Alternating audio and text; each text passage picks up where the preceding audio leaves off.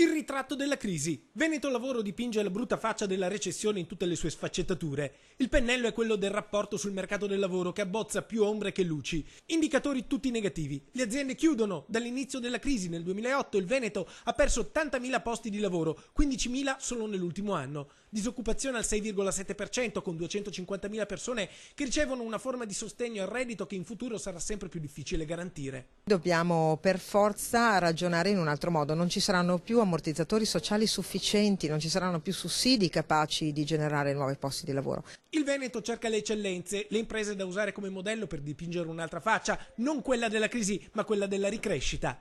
Ci sono dei modelli che funzionano e bisogna analizzarli e la Regione ha il compito da una parte di semplificare la vita alle imprese. Se non c'è un'impresa che cresce e che assume non c'è un posto di lavoro in più. Come imprenditore mi dispiace chiaramente che che la crisi sia arrivata così prepotentemente anche nella nostra Regione, ma d'altro canto finché il mondo non cambia modello su cui si è basato fino adesso rischiamo che le cose andranno anche peggio. Gli imprenditori chiedono di cambiare modello, la politica non dà risposte chiare, nette, decise. Il decreto fare ha tradito le aspettative di molti, gli sgravi per chi assume non sono sufficienti.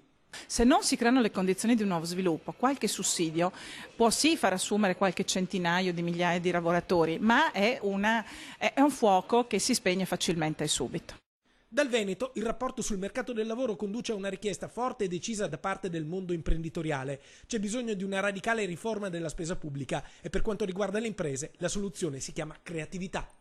Tutti gli imprenditori devono capire che il mondo è un po' diverso rispetto a qualche anno fa e quindi devono assolutamente darsi da fare su realizzare prodotti sempre più innovativi ed essere come imprenditori, come aziende, avere una rete commerciale che sia in tutto il mondo. Ecco, questo penso sia la speranza e il messaggio che do a tutti gli imprenditori.